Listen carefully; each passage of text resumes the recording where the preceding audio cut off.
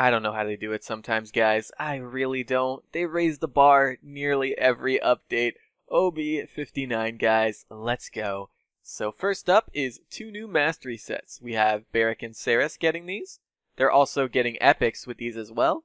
I kind of dislike it when they do stuff like that. I feel like you could probably make more people happy by adding mastery sets for characters that aren't getting skins. But hey, I'm hardly going to complain. Speaking of Seris' epic, it is the long-awaited Infernal Seris. It looks just like the concept art. The effects make it even better than I imagined, though. Oh, and the voice, guys. The voice. You have to hear this. I thought Leanne's voice was ear-pleasing, but this. Well, hello. Let's slip into something more comfortable. Say my name. Beg for it. You poor thing. Did you have fun? I did. Oh, from behind? I know a few of you are more than willing to let a voice like that drag you down to hell, and that from behind line? Damn. Now, since this is a community skin, they're making it 50% off at release until OB60, so it'll be 200 crystals. I cannot wait. I love Seris. Andro is getting some love this update too, and my buddy plays them a lot, so the Seris-Andro alt combos come OB59 are going to be so good, especially with the sexy new looks the cosmetics are going to add to them. There is a new box coming, the Booty Box. No, this isn't a sky-focused box, guys, please. This is a pirate-focused one. It comes with 2 epic pirate-themed skins for Barik and Makoa. Barik gets Swashbuckler. This comes with an accessory body weapon voice pack and spray. The turrets have little flags on them. It's really great. I'm probably going to use the cosmic one over this for a while because I'm loving Barik's new default look, but I know a lot of you are probably really eager to get your hands on this. Oh, also, take a listen to his voice pack. Ahoy, mateys! Let me show ye landlubbers how a man of the sea gets things done. I've never lost an argument in me life. They're giving me no quarter. I'm going to plunder your booty. Oh, God. 15 men on the dead man's chest, yo-ho-ho, and a bottle of rum. Makoa is getting Dutchman Makoa, and damn, is that one hell of a skin. It, of course, comes with an accessory body weapon voice pack and spray like all the other epics do. But look at him. He's a freaking ghost pirate. What tops that? The voice pack is absolutely perfect, too. Here, listen. From the great depths rises the terror of the seas. Dude. Ahoy, laddie! Oh, you got a tiny little cannon, don't ya? The pirate's life is addictive. Just a taste and you're hooked. Fire broadsides! Your souls serve me now. You there, wash the poop deck. Drink and the devil had done for the rest. Yo-ho-ho in a bottle of rum. Along with this skin, he is getting something similar to what Torv got a few updates ago. His accessory will now be his shell and not his eyes. So yeah, no more volcanic body with cuddly eyes or the other way around, but it has a lot more presence without a doubt. The booty box will probably have some other stuff thrown in with it too.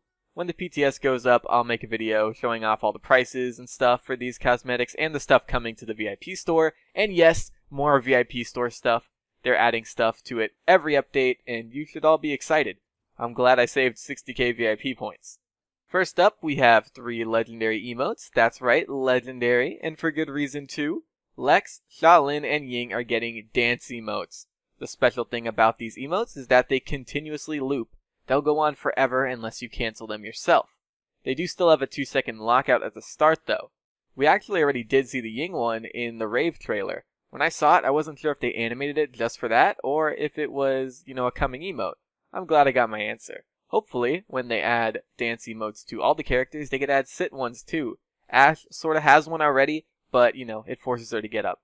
We're also getting another recolored epic. Star Silver Kinessa is coming, and it's an amazing recolor of Nova Strike. I don't even play Kinessa, and I want it. I love when they recolor old skins. If they keep adding one with every update, that'll be great. What recolors would you guys like to see? I'd love a Harley Quinn inspired recolor of Troublemaker Eevee. You know, how the Paladins mobile game has. There's also a standalone legendary weapon coming for Androxus. It's called the Sha'drin gun. This weapon has new effects, a new reload, a new inspect animation, and a death animation. When you kill an enemy with it, they turn into green crystal and break apart. Okay, if Starslayer Ruckus didn't need to be an epic before, it definitely needs to be one now. It cannot stand up to this gun and Rave Mave. They are just too good. That's it for cosmetics. Let's talk about the cute little guy on the thumbnail. The big, bulky, scary demon we all thought was coming is actually this little guy. Talus of the Sha'drin, our latest flank. Here's some lore on him. He's a member of the Sha'drin, a race that has been looked down upon in the realm by every other race. They've had their people wiped out twice in 2 major campaigns, so they live in fear. They hide their horns and tails from others just so they can live normal lives. Talus, though, he isn't fazed by all that. This guy believes he can make a difference and show people that his race is great just by being around them. They should really listen, because this little guy is so lovable. Let's talk about what he can do. His primary is a SMG type of weapon. It fires very quickly and is pretty accurate. It does get some sway at longer ranges though. It's really meant for short to medium range. His right click makes him dash forward and do an AoE punch that knocks back enemies. His Q affects his primary. For 4 seconds, it makes his weapon fire 33% faster. There's a legendary that also makes it have infinite ammo for those 4 seconds. His F is a special kind of movement ability. He places down a rune and a timer goes up on his screen. When the timer runs out, it teleports him back to the rune. Doesn't matter what he's in when it runs out. It could be a hook, a stun, a Seris assault. He'll get teleported out of it. I do gotta admit, this does remind me of somebody else's ability. Now his ultimate. This is something that blew me away when I saw it. I don't fully understand it from what I saw, but what I got from it is this. It charges up for a few moments, and during its charge up, you can lock on to any enemy on the map. When you lock on, he teleports to them and punches them, lifting them up and stunning them. I gotta say, Talus looks pretty good. I can't wait to see what spot he's in when he settles into the realm. His Q ability can help him melt tanks, especially if he gets the legendary for it. His ult is also really good for taking out targets that are difficult to get to, and he can get out after he takes them down if he readies his F beforehand. Sorry, Genos. Healing from behind the safety of walls won't save you from this kid. So much for being an almighty deity.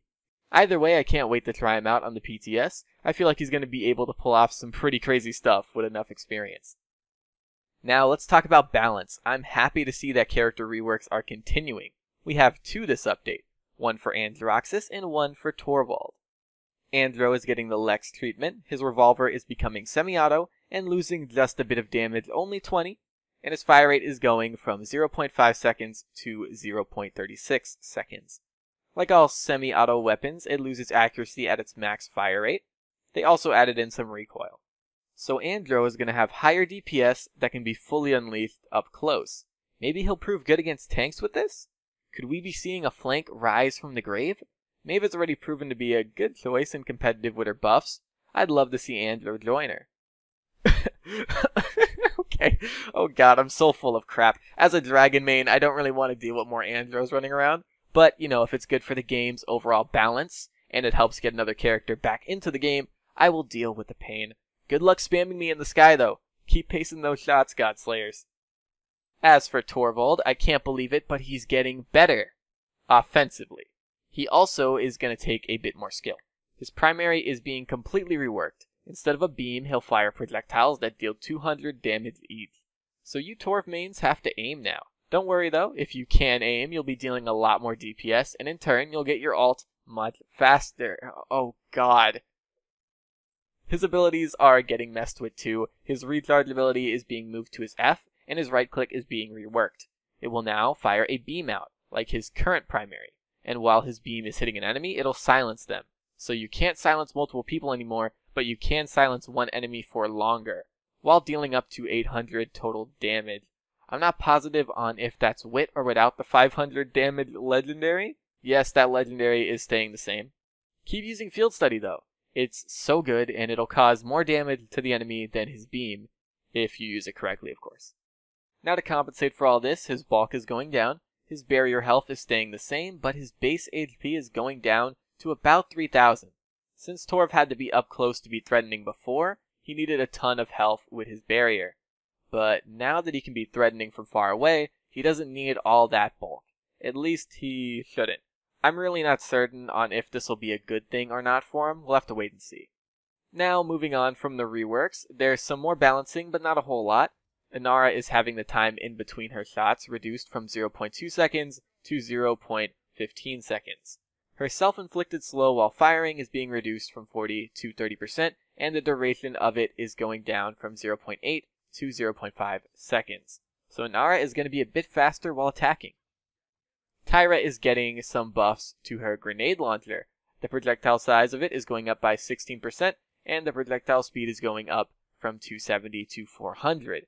This is really good for her. Mercy Kill is the best thing about Tyra by far, and now you'll be able to land it more consistently. I don't know if this will make her worth picking over the other damages, but it is most definitely a step in the right direction. That's it for specific character balancing. There's two general things though. Diminishing returns for CC is going away. I didn't even know it was a thing anyway, and I bet a lot of you guys didn't either. With how powerful resilience has become, there's no real need for it anyway. Abilities that require you to be on the ground to activate will now only require you to be close to the ground. A little over jumping height is the limit for this. So for example, Ying can't ult and jump at the same time. Now Ying will be able to. And that's it for all the balancing. There's one more thing I want to let you guys know about before I close out here though. It's an event that's going on this weekend. Double XP and free crystals. All weekend you can get double XP for your characters, and for every first win of the day you'll get 20 crystals. So this will make for a total of 180 crystals this weekend. Pair this with a full week of logins, and that's enough for the Seris skin that's going to be on sale. Oh, and Mastery skins are 50% off too. Not gold-wise, but crystal-wise. And that is active right now, starting today, ending Sunday. Go, go, go. So what do you guys think of this update? Let me know in the comments below. And that's pretty much it, guys. I want to thank you all for watching. I very much appreciate it, and I'm going to see you guys later. Bye. See